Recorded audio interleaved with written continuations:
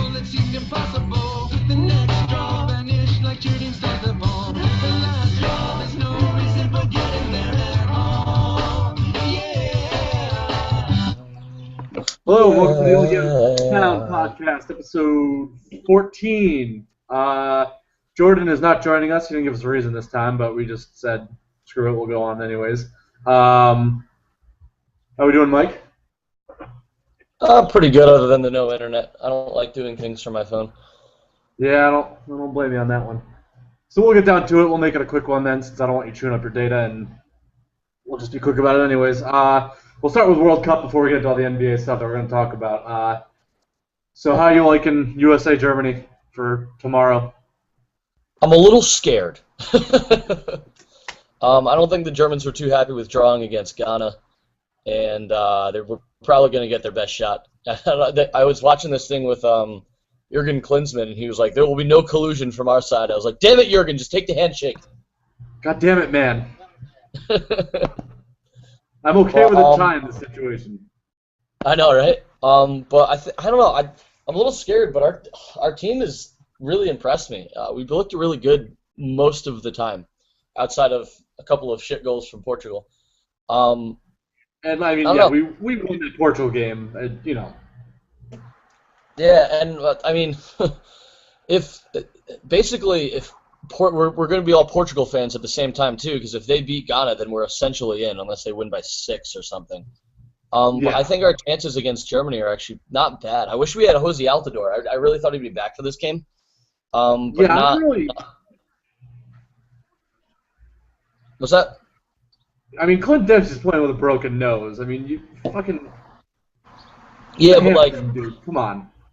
Yeah, but I mean, a broken nose is a lot different than a fucked up hamstring. I mean, I'm sure you've gotten an injured hamstring too. It's just one of those things that there's nothing to expedite the process than doing nothing with your legs.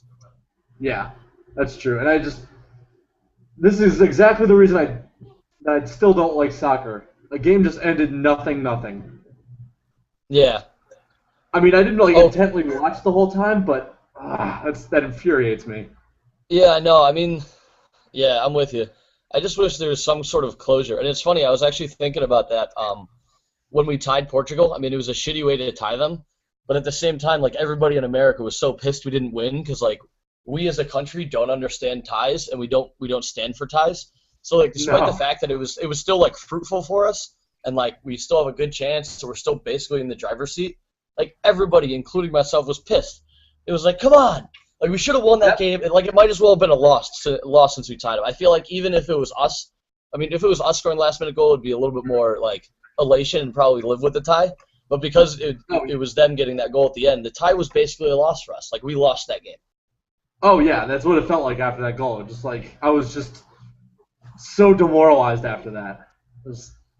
It felt like a loss. It might as well have been a loss. I think everybody on our team felt like it was a loss because they're Americans. Other major sports settle for ties. I think that's what kind of like even hockey incorporated the shootouts now, so they don't have ties anymore. Oh, exactly. So where the worst you can do if you tie is you get an overtime loss point, which you still get a point out of it. Yeah. And not to mention shootouts are like what's that? No. I was gonna say, not to mention that shootouts are like the most exciting things in the world, whether it be soccer or hockey. They should either an overtime or just give us another shootout. Everybody loves a good shootout. Everyone loves shootouts. except for those involved, basically, but still. Yeah, they don't matter though. No, fuck them. So did you get to see Suarez basically taking a bite out of that guy from Italy? Oh, it was impossible to miss the highlights from it. It's hilarious. The guy's like a zombie. He just eats people. Vicious. It was. I don't understand how someone that good at a sport is that ridiculous to bite someone. It's such an absurd move. Like, of everything you can do, like you can like sack tack somebody and get away with it or something like that. This guy goes for the bite. Like him and Tyson must be boys. See, the thing is, Tyson pretty much has brain damage, so you'd almost expect him to bite someone. Yeah, well, I mean, this guy's foreign, so maybe that absolves him too. I'm not sure what runs through his brain. This guy's got a history of biting people. This is the third, on record one he has. I know, and that's only on record. Imagine the shit that he's gotten away with. Like when he was in the minors. Yeah, I mean, there's no way this is his only his third instance of biting someone. Like, if you're gonna bite somebody on the stage of the World Cup, you know, like, you definitely have done it a lot. That you're like, all right, fuck this, I can get away with this. He's done it for a lot less too. Oh yeah. And the best part about it is he was on the ground looking like he got his face bashed in. He was like, the guy's shoulder hurt me. What are you talking about? It's like, come on, dude. Dude, you clamped onto it, and when he threw you an elbow to get off. I know, he might as well be a snapping turtle at that point. That's like a rapist complaining about getting, like, pepper spray in their eyes. I know. That's a perfect analogy. Like, shut your mouth. You're getting suspended either way. Just don't make it worse on you. Yeah, just own up to it. Be a man. So, before we get on to, you know, that's going to be the extent of our soccer talking, because, you know. It's about the extent of our soccer knowledge. Yeah. I am in Mexico. You are? No. Well, my phone thinks I'm in Mexico. Both my phones think I'm in Mexico. Oh. I'm 400 feet from Mexico. Awesome. The view out my window is the Rio Grande. That's pretty sick. Yeah, but there's literally state cops on every road coming off the main drag here because they basically have to play border patrol. It's kind of scary. That's got to be a little intimidating. Yeah, it's a little different world down here. If you want to know how far south I am, I flew into San Antonio and drove 4.5 hours to get here. Jiminy fucking crickets. I flew into South Texas and drove 4 hours south and still not into Mexico yet. It's nuts. Massive. Alrighty, so before we get into the draft, which I think is what will be our big thing, we'll talk about so LeBron obviously opted out. Yep. And, you know, some people were trying to criticize that. I feel like that's just like a normal move now. I don't find that to be a... Like, I could see the normal route that he would do that in order to secure a higher contract for himself, or be able to rework his contract in order for them to sign better agents or better free agents and players in Miami. Yeah. It's still an interesting move, especially on like the eve of his wife tweeting out the picture of Ohio, saying like "Home Sweet Home" and having like Akron there. Like, it's a little suspicious. I didn't read much into that when she tweeted that. I didn't either. It's just you got to take all the circumstances like to heart here. And the thing is, I'm trying not to get into the ESPN like LeBron just farted. He's going to Houston kind of thing. Yeah, I mean, honestly, I think the only two destinations are Miami and Cleveland. Like, that's it. I'm not sure if it's Cleveland yet. I think at some point he will be back in Cleveland, whether he takes like a 2-year deal with an opt-out for next year. In this year in Miami. What's that? Who else could even be in the running? I guess technically Chicago and technically Houston. We're not taking them. Houston definitely would make. I guess Dallas also has a shitload of cap space now. Oh, did you hear about the trade that Dallas is apparently might be doing right now? No. They're trying to get Tyson Chandler and Ray Felton from the Knicks. Really? Who are they gonna send? I don't know. I didn't get to read. I just saw that part and then skimmed over it because I don't know. I was just not paying attention mostly. But if the Knicks could get rid of Chandler, who is a max contract, I think, and Fat Ray Felton, I'd be so happy. Yeah, I mean, that's a lot off the books for you guys. That'd be especially huge. With Melo opting out. Yeah. But yeah, I think Melo has two destinations, really. He has Chicago or he's going to re-sign with the Knicks. I think so, too. That's the way I'm looking at it. I mean, a lot of people are making a big stink about Houston, but I don't know. I don't see Houston as a big player for some reason, just like a kind of an inkling because of I don't vast NBA insider knowledge, but still. Well, in order for Houston to have any money to pull more, they'd have to trade Jeremy Lin and Ashik, right? Or is Ashik a free agent now? No, I think he still has a year. And they'd have to get rid of Chandler Parsons somehow. Parsons is already gone. He's a free agent. Oh, is he? So, yeah, they'd have to get rid of those three to have any chance of... Yeah, especially Lynn and Asik because they had those backloaded contracts. So maybe I don't know. Maybe they can exercise it. I don't know if they still have their amnesty. Maybe they can exercise an amnesty on Asik because he's like in like the $13 million range or something right now, which is absurd for him. And refusing to play with Dwight Howard. Yeah, being a real sad sack about it. But yeah, I don't know. I think with those players, like you said with Melo and like I was saying LeBron, there's only two possible destinations. Is for LeBron, it's Cleveland, and I think he's staying in Miami. And then Melo, I think so too. I think, and it's probably my fandom, but I think he's coming to Chicago. If he's not staying on the Knicks, I'd like to see him go there. That'd be a really fun. I don't even know if Phil Jackson wants to build around him. I mean, once again, as you were saying with ESPN, but everybody on ESPN is saying that like Phil Jackson doesn't really want him. It seems like, or doesn't feel he's worth the max money.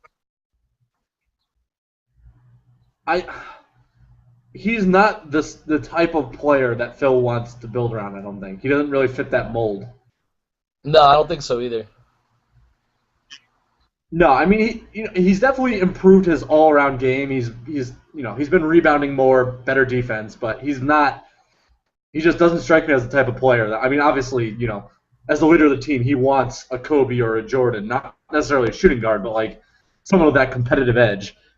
Well, Dad, somebody who can hang 25 in a given night. Yeah, which I mean Melo can, but I just don't think he fits that kind of mold. I don't think so either.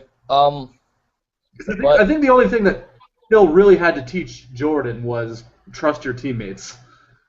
Yeah. And Melo's not really, he doesn't strike me as a real rah-rah locker room guy. He just kind of goes out and does his business. Exactly, yeah. So kind of like a T-Mac, just kind of quietly goes about and does his thing. Yeah. So what do we think happens with Wade and Bosch? Oh, it's a mess. I think at least one more of them is going to opt out. Actually, ESPN was running something pretty interesting that Chris Bosh might opt out so that he can avoid being traded by them. That wouldn't be a bad idea. Well, for him, I guess he likes Miami a lot. So I don't know. Originally, I thought that Bosh was going to be the one that leaves if anybody leaves. Yeah. I think Wade's staying there, and he might not opt out. He might just get greedy and take his money because he knows he doesn't have anything left in the tank. That would piss them off so bad. Oh, yes. It would make me so happy, too. He'd be such an albatross. He really would. Whoa, whoa, whoa. Whoa. Whoa.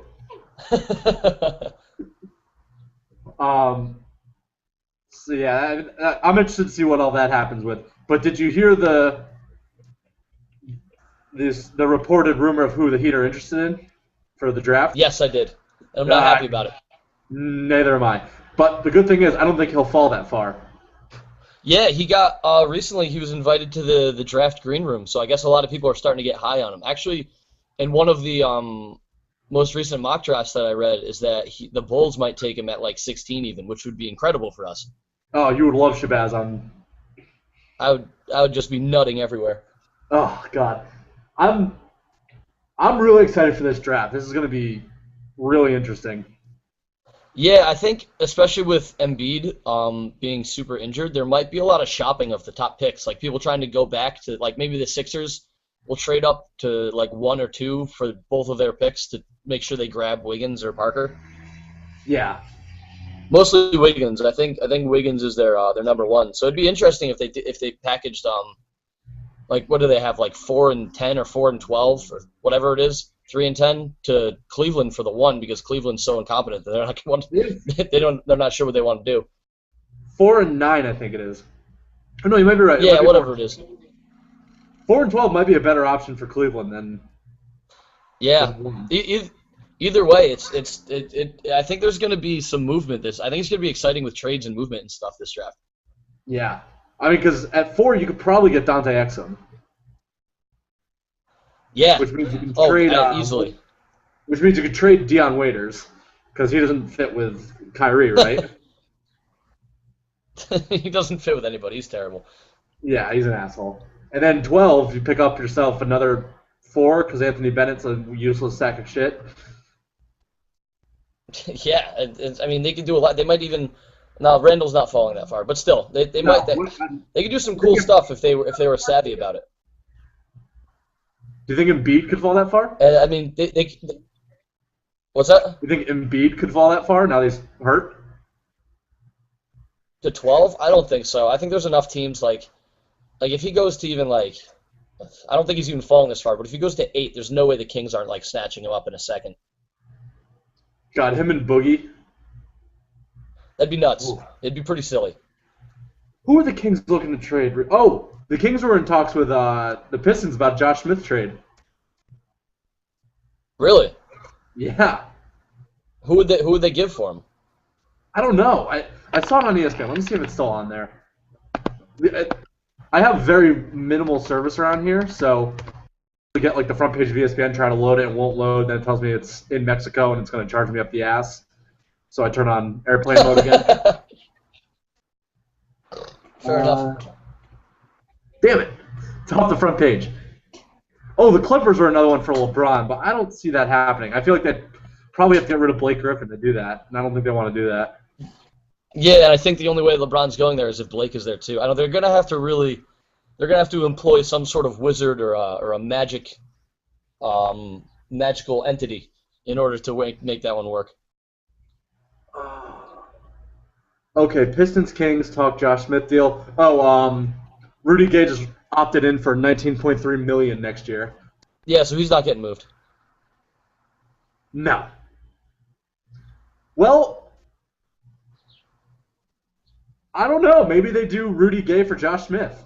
I mean, those are two backloaded contracts. Yeah, yes, I think this is the last year for Rudy Gay too. Oh my God! Stop playing advertisements, ESPN. No one cares.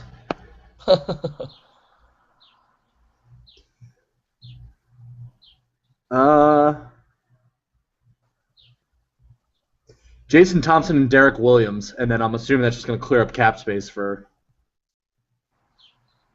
Yeah. Detroit.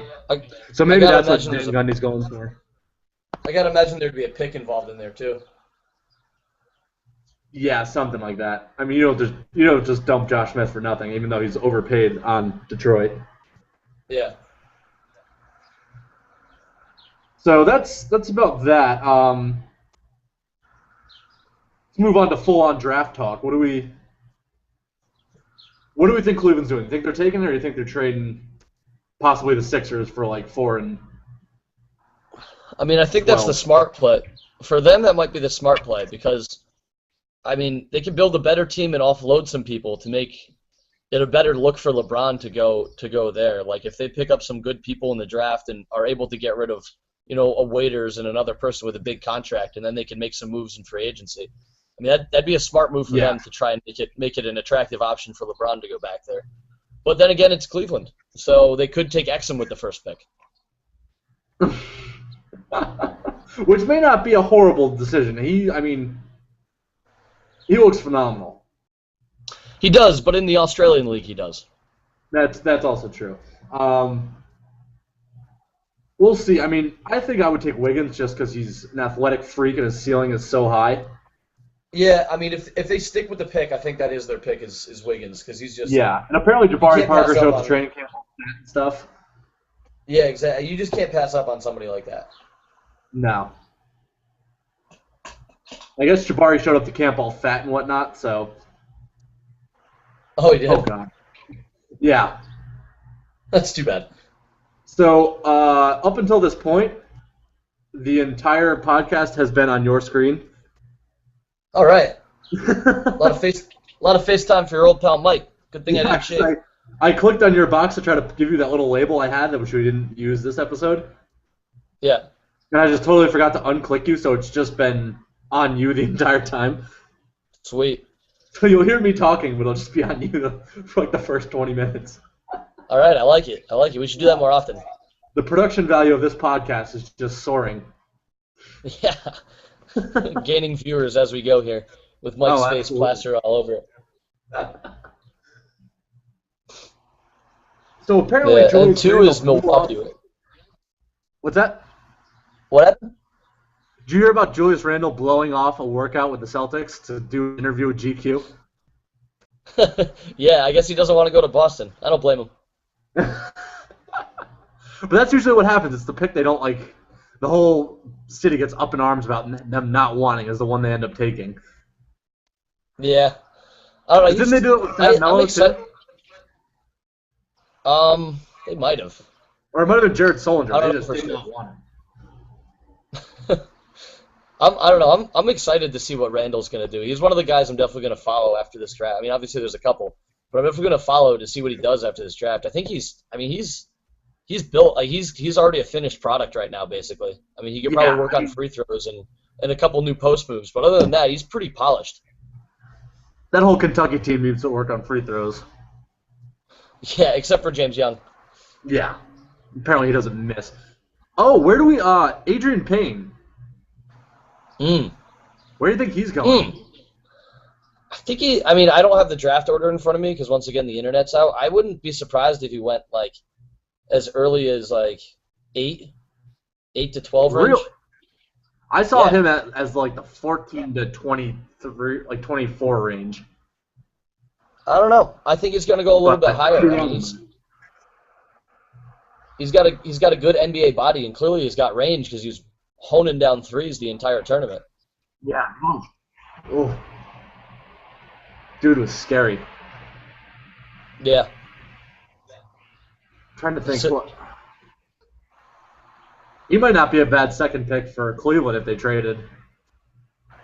Yeah, if they did something like that, that'd be pretty nuts. Yeah, he'd be a much better option than Bennett. Yeah, well, apparently Bennett's supposed to be better this year because I guess he had like debilitating sleep apnea. He had debilitating playing like shit apnea. I believe that's called a weight problem, like. Whatever it is, Jim, it was terrible. Dude was a freaking Boris Diaw without the moves. Hey, you can't say that about Boris anymore. No. He's still fat. You can't make fun of it anymore because the man has moves. He's not fat anymore. He got into shape in San Antonio. Oh, speaking of which, Timmy is coming back next year. Did you hear about that? Excited. Very excited for that. I can go for another year of Tim Duncan. I like Tim Duncan now. I've always thought he was boring, but I will watch him any day.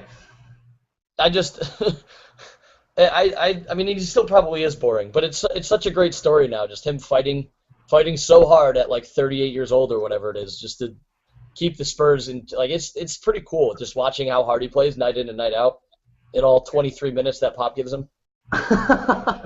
Could you imagine him bagging another championship? I mean, they weren't even supposed to get that far last year, and then if he did it 2 years, like it'd be ridiculous. I don't know what my commentary on that would be. I'd just be blown away. Like that's not supposed to happen. I'm curious how that meeting went down between him and Pop. Because I'm sure they had the exit interview, and Tim's like, I got another year in me, and Pop's like, all right, me too. Yeah, pretty much. It's like, all right, next. Yeah, he probably had like Parker and Ginobili sitting in. Yeah. And like Parker and Ginobili like, yeah, no, we're definitely down. Pop's like, I mean, I could give it another go. And then they just looked at Tim. Tim just like, why not? Let's give it a shot. Let's do this. Yeah. We just won the NBA championship handily. Yeah, oh God, it was great. The only resistance we really fought was the first round. Yeah, and I mean they won in 6 against the Thunder, but that still was a really good series. It was, yeah. They that would have gone 7, I think. I think they still would have won, but I think that would have gone 7 if Ibaka played the whole time. Yeah, I think so too. But it was crazy how like every win was so one-sided. Oh, I know. But I mean the Spurs. I mean the Spurs got it handed to them in Oklahoma City. They really punched them. Oh yeah. It was. Oh. I'm interested. I really want to see how good Wiggins can be. I'm excited as well. He needs to be in the right situation, I think. Yeah. Well, the thing is, I think everyone has a general idea of how good Parker can be. Mhm. Like I'm trying to think of a perfect match for kind of Rudy Gay, maybe more efficient. For Parker? Yeah. I think his ceiling could be somewhere near Carmelo. I don't know if it can be as good as Carmelo, but I think it'll be around there. Okay, so you think that's the range, maybe Rudy Gay to Carmelo? Um, yeah. Because he's I mean, just a three. He can't play a different position. yeah, he's definitely like a three swing man. Yeah, I guess Rudy Gay's got a little bit of a different game. Like he works the post a little bit more. Well, when he Yeah. wants to. Well, if they got I Josh don't know. Smith, I don't think he'd have to work the post at all. Yeah, exactly. Um, yeah, I don't know. That's kind of how I see the ceiling for Parker. I don't know. I don't know what his floor would be. I guess his floor would be the last year of Rudy Gay on the Grizzlies / Toronto, where he's just chucking the whole time. Yeah. And then I see that's the thing about Wiggins. You can't tell what his ceiling is. You know how athletic he is. Yeah, it was, and we got such a poor sample size from him because he played like dog shit for the first half of the year, and then he Yeah, had but like a then 40-something point game and like Yeah, carried who's that Kansas for a against? little bit when Embiid went down. Who was that against when he dropped 40? I think it was West Virginia. And they're not horrible. No, I mean they're serviceable. I think it was at West Virginia too, so it was, I mean it's not like it was an easy game. No. But I mean, it was good to see. I mean, from a prospect that garnered that much like hype, that like he finally stepped in because like obviously Embiid was out. He's like, all right, fuck it, I'm taking this game over and hung 40 on him. It was pretty nuts. That was wild. So what who was I gonna ask you about? Damn it. I had another player in my Dougie Buckets. Where do we think he's going? Ugh, I don't know. I could see him going to the Celtics if they don't pick up Julius Randle. You think he's going that early? Celtics have what, 6th pick? Yeah, I don't know if he's going that early. A lot of people have him going 9th to Charlotte if he goes that far. Oh, I'd love that. I'd love to watch him on Charlotte. I would too. I would hope that he actually is like good, like his game translates. I think it will because he's such a good shooter, but like he's got to do other stuff if he's going to be like serviceable. Well, no, he's very good around the basket too, and not just like layups. I mean, he's got a phenomenal like just kind of touch Yeah, around 6 feet out, which with Kemba feeding that could be pretty good, and Big Al drawing other defenders away. yeah. Charlotte would be a pretty fun team if they got if Doug McDermott did turn in or is as advertised and plays semi what he did at Creighton. I mean, because Charlotte is definitely missing somebody who can score other than Kemba and Al Jefferson. Because I mean, Gerald Henderson is all right, but he's not going to give you much more than 13 points. And they need No, somebody yeah. who's dynamic on the wing because Michael Kidd Growth is just a cancer on offense. He's getting better, but yeah, he's such a liability on offense still. I throw up in my mouth every time I watch that jump shot. It's so ugly. Oh, it's just what is it that and just He like Just like hitches the his elbow elbow out. in. It's so odd. He like touches his horrible. elbow to his nose and then he shoots it. He has about 2 more years before he's Tony Allen. I mean, that's what he should be striving for, anyways. Just work really hard on Less defense. stable on offense, Tony Allen. Yeah. Because I mean, he's a phenomenal defender. You can't deny him of that. But No, his offense he's got to is put some. hot garbage. Yeah, it really is just a total dumpster. How would you feel about Dougie on the Bulls? If he fell to us, I would like him a lot. I mean, that's obviously something we're missing is shooting. Plus, we'd have him and Jimmer Fredette, which would be just the most white of lightning coming off our bench. Oh God. Just It'd be silly. I mean, yeah, that'd be a fun yeah, team. but I mean, for us, I would love, like, if Shabazz fell to us, I would go crazy because we need a viable backup point guard because we really don't have one because I think DJ Augustine's gone because he's going to get a lot of money somewhere. Not a lot, but he's going to get more than we could give him. Yeah. But optimal scenario is that we do land Melo and we draft Shabazz and like a Gary Harris, the shooting guard from Michigan State, because then we'd have a real nice backcourt rotation, like a ton of people who can score, and then obviously our front court is terrifying with Taj and Noah. Oh, absolutely. And you guys need a backup point guard, an able backup point guard. And I don't know if that's what you guys draft in this situation, but I think if it's available, that's what we have to take that because I mean, whether I like it or not, Derrick Rose is still a question. And even if Derrick Rose is great, it'd be awesome to run some sets where we run somebody else at point guard and make him run off the ball and get a little separation. Who do you go for if you don't, if there's not a good point guard available? What do you think you guys take, a 4 to back up Taj? Or We got to get some. Yeah, we definitely need some front court depth because I think our only other decent front court player right now is Nazi Muhammad, and I wouldn't even call him decent because he's like 100 years old. he's serviceable. Yeah, I mean we definitely need some depth back there. It'd be interesting if I don't really know who. I mean, I'd like somebody that could score honestly in the front. We need scoring. We need people who can score. Yeah. Oh, by the way, Tim Lincecum I'm has no sure- hitter going. Wait, Jared- he still has no hitter.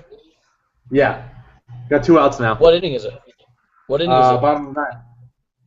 Oh, sick. Yeah. Or top of the 9th, excuse me. They're in San Fran. It's on ESPN right now. But I'll have to move to the living room after this. so yeah, that's. I mean, anything else we want to really cover here, or? I don't know. I'm pissed that I can't watch the draft. I would have loved to do this like during the draft, like Jordan suggested. I wish I wasn't working. Maybe I'll do one with Jordan tomorrow. I don't know if I'm gonna be able to. What time is the draft tomorrow? What's that? What time's the draft tomorrow? I think it's like 7 or so. No, I'm flying home then. What time you getting back down?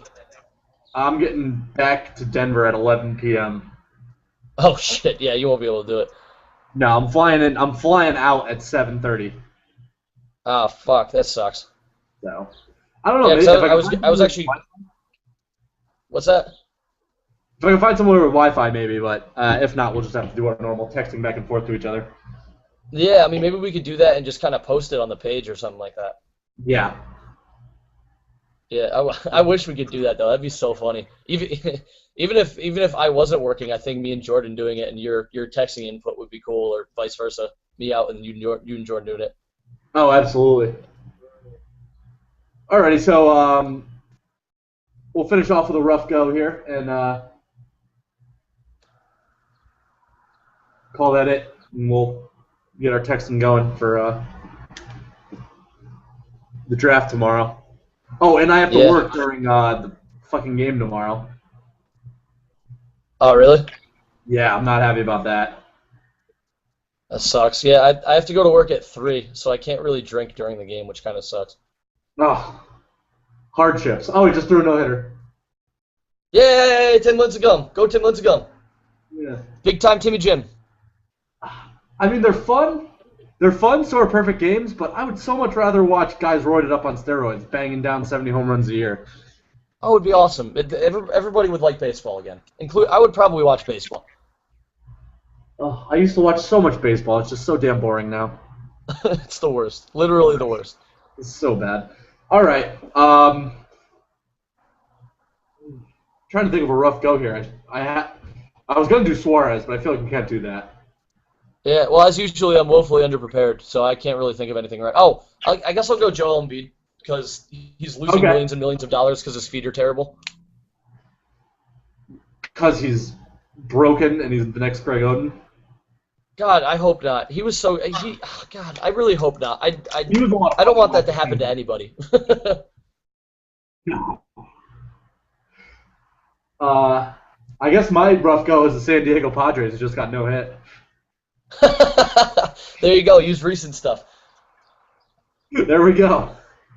Alrighty, yeah, well, this one shouldn't be too long, and you're going to get a lot of Mike FaceTime on this one, but it'll be up. I still have to edit last one because of you, you stupid asshole. Hey, I didn't do anything. Also, this podcast is clearly what the people want. They want to see my face. Face the franchise, baby. Yeah, whatever. Also, Tiger's back. Tiger's back. Tiger is back. We forgot about that. I've got a song He's ready to go back. out He's going to anyway, be in the so. Open Championship next month. Well, don't you tell me that you're offline, you pain in the ass. Jimmy's back, and I couldn't be Liar. happier. Neither could I. Okay, bye-bye. Bye, Jim.